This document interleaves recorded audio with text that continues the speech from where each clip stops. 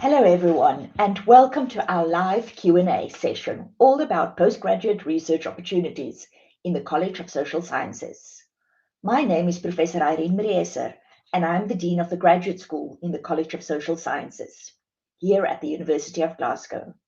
And I'm delighted to welcome you to this live session.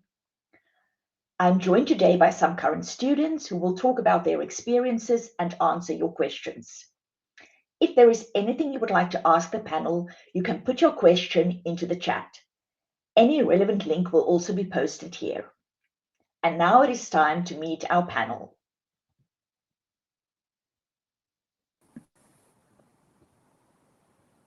Thank you so much for joining us this morning, and thank you for sharing your insights, ideas, and experiences. I would like to hand over to the panel now to introduce themselves. If you can please state your name, your year of study, and give us a very brief overview of your research. We'll start with Kay, who is doing a PhD in management. Sorry, just unmute yourself, Kay. Right. Hello. I'm Kay. Thank you so much, Irene. Pleasure to be here. I'm a second year PhD in management. My research is about entrepreneurship and gender. So simply put, I want to investigate why some men and women want to start their own businesses. That's me. Great, thank you so much, Kay. And now over to Wei Yang, who is doing a PhD in education. Hi everyone, I'm Hui Yang. I'm also a second year PhD student in education, and my research looks at how UK skilled worker visa changes affect the Chinese master students' choices and future development. So that's me. Thank you so much. And Claudia, can you hear us? I think there is just a small issue with Claudia's sound at the moment, so I'm going to move on to the first question until Claudia can also join us. She's doing a PhD in law. So firstly, let's ask Kay and Wei Yang the first question. Why did you choose the University of Glasgow? Kay. Wow, this is a very deep question, actually. um, to be honest, like I love Scotland, and then I try to Google and search. So what's the best place in Scotland? Like surprisingly, Glasgow is actually on the top, and then so I go deeper, and then University of Glasgow is one of the best business school around like UK. So I applied. That's why I'm here, and I'm still very excited to be here. Thank you so much, Kay. And I think Claudia is also now here and able to hear us. So I'll come back to you, Claudia, in a moment, but maybe just Wei Yang, if you can tell us a little bit about why you chose the University of Glasgow. So I actually did 2 master's degree in University of Glasgow. So a huge Glasgow fan. So at the beginning, I chose this because I wanted to like find a university that have really long history, because my undergraduate university was very young, like only 18 years old. So Glasgow have more than 500 years history. So that's why I chose here. Yeah. Thank you so much. And Claudia, maybe you can introduce yourself, tell us a little bit about your research, and also why you chose the University of Glasgow. Thank you very much. Yeah, I'm happy that everything is right now. Okay, so hi, my name is Claudia Szabelka. I'm currently a PhD student in international law and cybersecurity at the University of Glasgow. I'm in my third year. My research examines the legal classification of cyber operations under international law, in more particular how states interpret sovereignty, use of force, due diligence, and countermeasures in cyberspace. And in terms of why did I choose the University of Glasgow, I actually came here for my undergrad, which was now probably around 8 years ago, and I stayed for master's program as well, and then went onto my PhD. And what is really interesting, I started as a politics and economics student, and then for my master's, I switched to law, and that enabled me as well to do a PhD in law.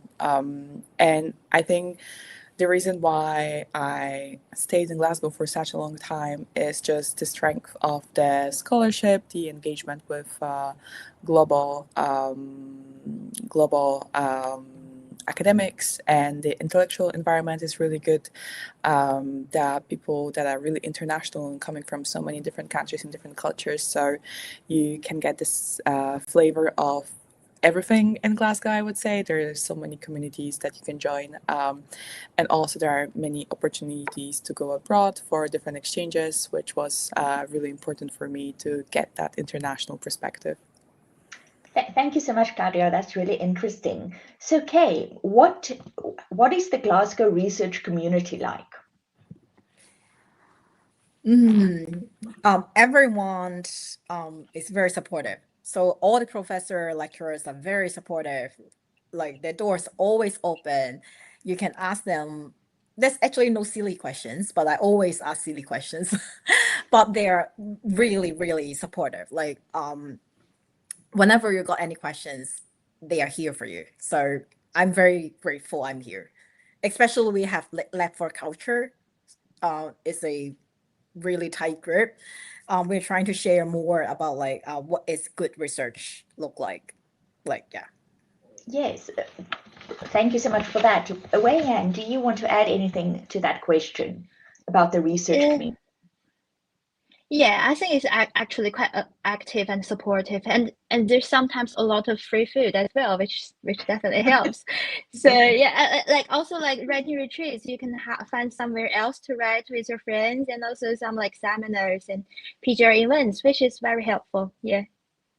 Thank you so much. Claudia, can you tell us a little bit about the support that you received from your supervisor and the wider Glasgow team? So my supervision team, I have 3 supervisors, and I think they make actually like a really perfect, well-balanced team. Every person within the team has a different specialization in terms of the research, so they bring in a lot of expertise and a lot of theoretical guidance as well for me. So they're keeping me intellectually demanding, but as well they're strategically very supportive. They are able to tell me where to focus more my work during the next month, where I should be more maybe career oriented, when I should focus on publishing, conferences. So your supervision team gives you a lot of opportunities. Also, besides your PhD project, they can engage you in teaching, in conference participation, in different research collaboration. They are a really huge source of knowledge about the academic ecosystem, and they can give you different perspectives and different advice and guidance depending on what you would like to do after. Yeah. I think Great, thank you. And what a great account for your supervisors. I'm really glad that you are having such a good time at Glasgow University. Kay, do you want to share anything specific when it comes to the support that you received from your supervisors? Yes. I got like really a long thank you note for them. So I got 2 amazing supervisors. I love them. Love. Like they just really supportive. Like I don't even cannot think about other word like better than that. Like they're angels, like to me. Like like so for example, can you tell us a bit about the type of support that they'll give you? Yes, exactly. So for example, from the beginning of your PhD journey, you got really confused. Like you got like, oh my gosh, what am I doing? Like, am I doing in the right direction? They're not only providing academic support, but they're trying to be like, you know, like stay calm. You can do it. That's the reason why we take you. Like you should have more confidence in yourself. So they're trying to like call me like, okay, you can do it. Like So besides academic, my two supervisors also like supporting me emotionally. So I'm really, really grateful for that. Great, thank you so much, Kay. And Wai-Yang, can you tell us a little bit about the support that you received from the wider Glasgow team? So not just the supervisors, but more broadly. Yes, sure. So I'm currently in a trying to apply for the ethical approval for my interviews, and there's a lot of forms that I need to fill in, and so the PGR team because in this period time there's a lot of students doing this kind of things, so they all also organize some like ethical application seminars and also other events that you can like have questions being answered by those like teachers or like supervisors in the ethical approval team. So, which I think is very helpful. Great, thank you so much. So Claudia, let's move on to the PhD application process. How was that like?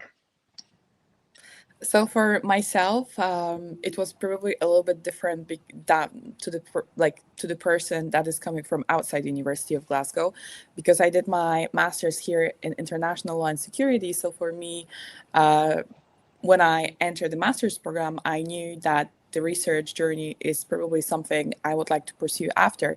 So during my master's program, taking different courses, I was able to interact with a lot of staff members. There were many guest lectures with people that had expertise within the topic during the course. And I was able to pinpoint who people I could potentially work with depending on their personality, but also on their research expertise. And that way I approached some of them. I asked whether they would like to supervise me under this and this topic.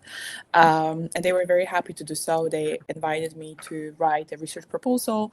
So then I was writing a research proposal. Also, they helped me a little bit with they gave me a bit of guidance what to include in the research proposal. Then I sent the application for the PhD program, and they were able to accept me because they really liked the research topic that I wanted to focus on as well.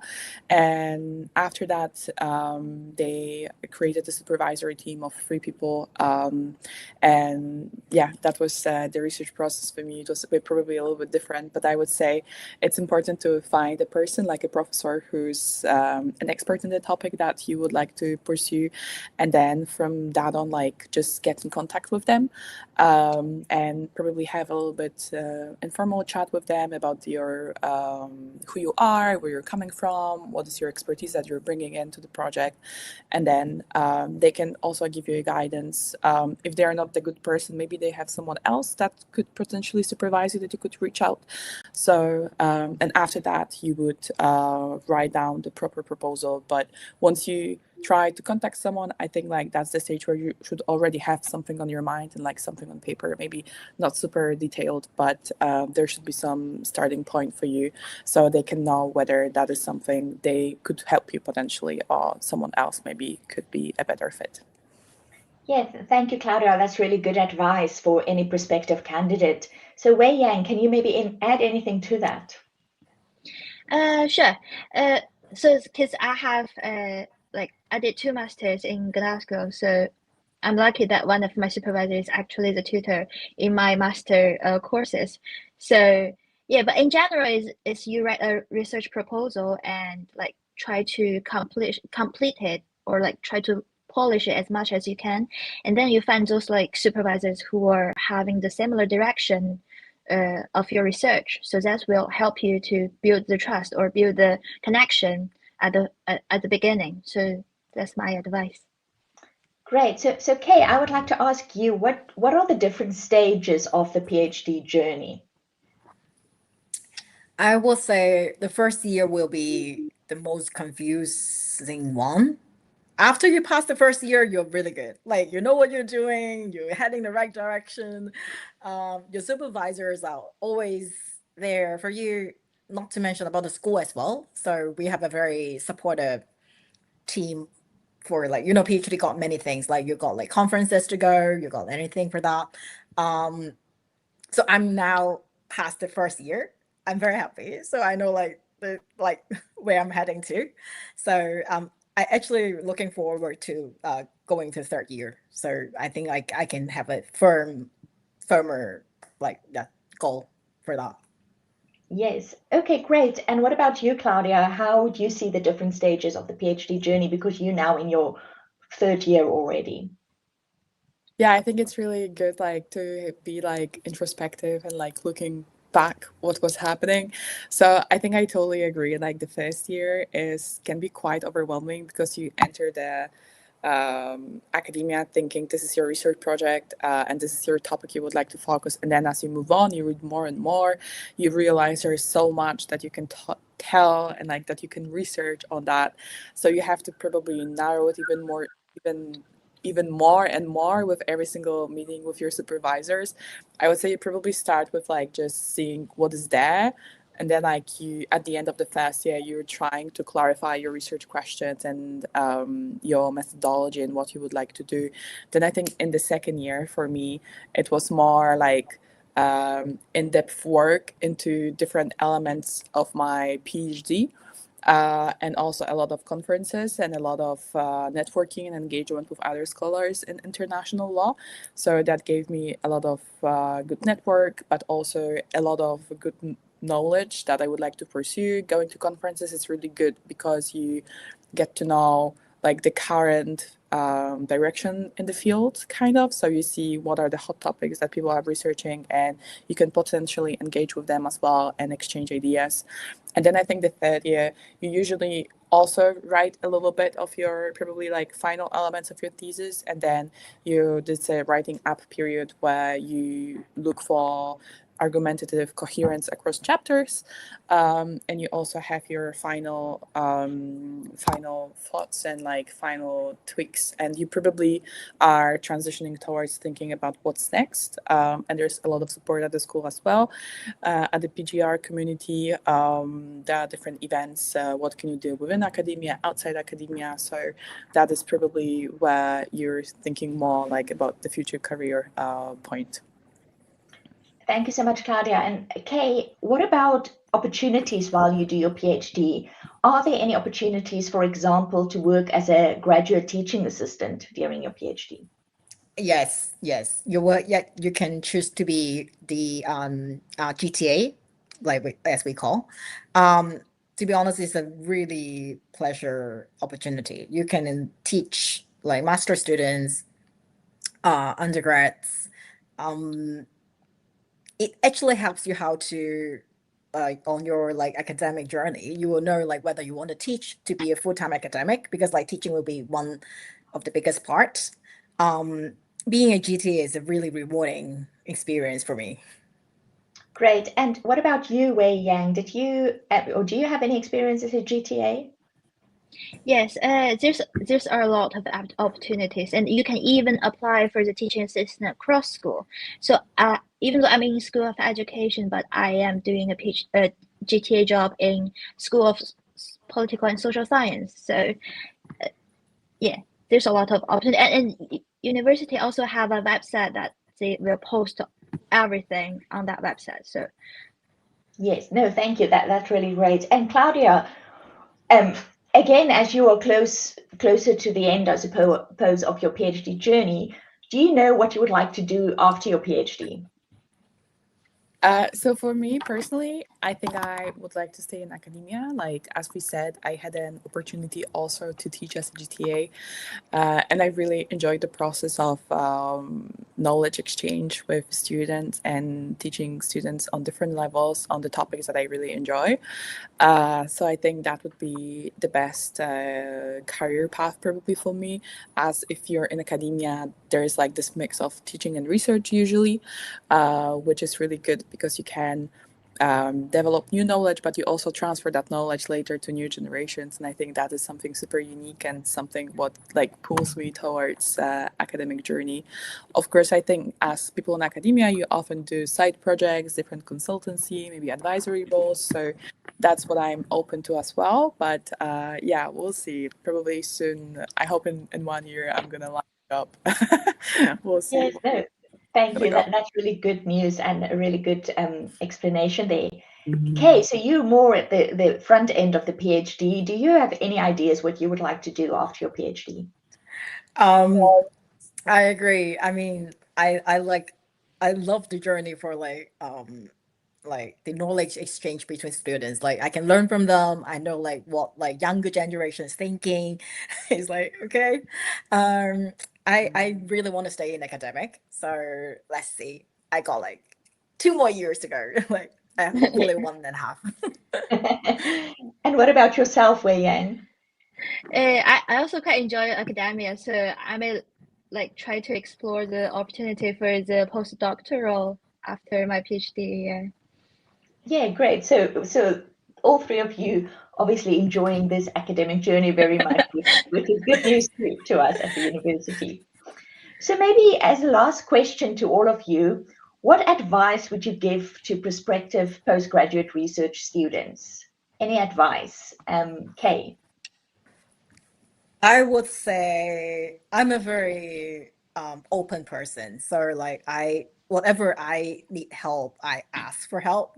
And I'm very grateful like I got two amazing supervisors and a very supporting team from the business school. So just be open, like ask for help if you need like anything. Yeah. Great, thank you. And Wei Yang, what about you?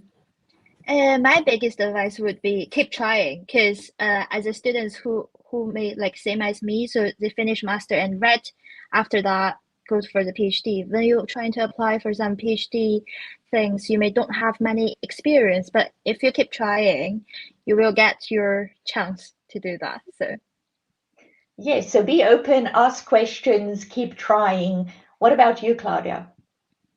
I think I totally agree with what everyone said. Maybe on the top of that, I would say, like, picking a university is really important, but maybe like look also how would you feel in the city that you're going to. I think Glasgow is quite unique. There's a lot of nice places around the campus. Campus is quite connected and quite central. It's based in West End.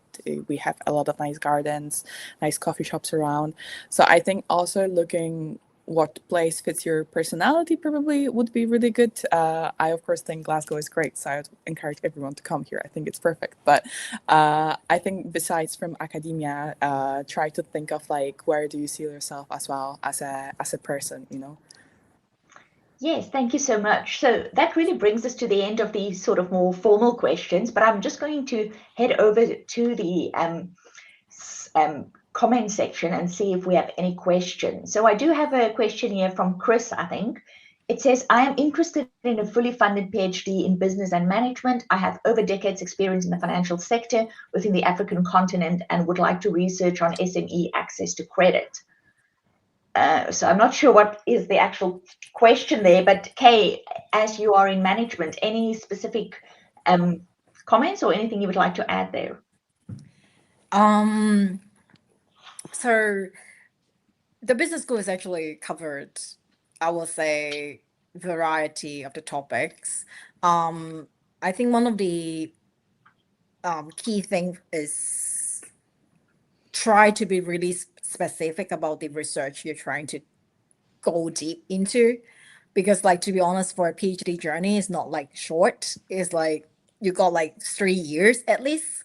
So please make sure you're really interested in that particular field. Then you can reach out to the professors to see whether they can accept you or something. Yeah. Yes, I think it's really important to make sure you really like your topic because you're going to spend Exactly. a lot of time with it. So be careful in what you pick. Be also sure that you are clear, you know what you want to do. So yeah, all very good advice. And there's a question about a GTA job. Maybe Claudia, I think you also said that you worked as a GTA. At what time in your PhD journey did you start with your GTA job? So I think it's common for everyone that after the first year you can start applying for the GTA position. That's like a baseline. You need to do some training, some courses on Moodle that relate to teaching, and I think the most straightforward path is to teach within your PhD school. So I'm in the School of Law, and that's where I'm teaching as a GTA. I'm teaching environmental law and business law this year. I think it's a good option as well to reach out to people that are course conveners for the course, to ask them ahead of time if there is going to be a need for new GTAs. They are always very happy to share that with you. So yeah, short answer, I think after the first year of your PhD program, then you can apply for that. Yeah, thank you so much, Claudia. That's really helpful. Yang, there's also a question on education, and it's asking about the MSc in education. So I'm maybe going to ask the marketing team if there's any relevant link that they can post in the chat with regards to the MSc. But do you know anything about the AI in education? Yeah, this is really a hot topic, and many of my friends are actually doing this kind of research. So I would say if you want to pursue a PhD in about AI and in the education area, which will be a lot of chance for you to looking for. Thank you so much. So I think I've dealt with all of the questions, and it really brings us to the end of today's Q&A. So we really hope that you found today's session useful. This and other recordings from today will be made available here and on our website over the next few days if you want to watch anything again. So to find out more about studying at the University of Glasgow, visit our YouTube channel to view program overview and student videos. And to connect with other students to find out what it is like to study at Glasgow, chat online through UniBuddy. Thanks again for joining our session today, and we hope to welcome you to campus soon. And thank you so much to our brilliant panelists for being here this morning. All of best of luck with your future applications. Thank you. Thank you.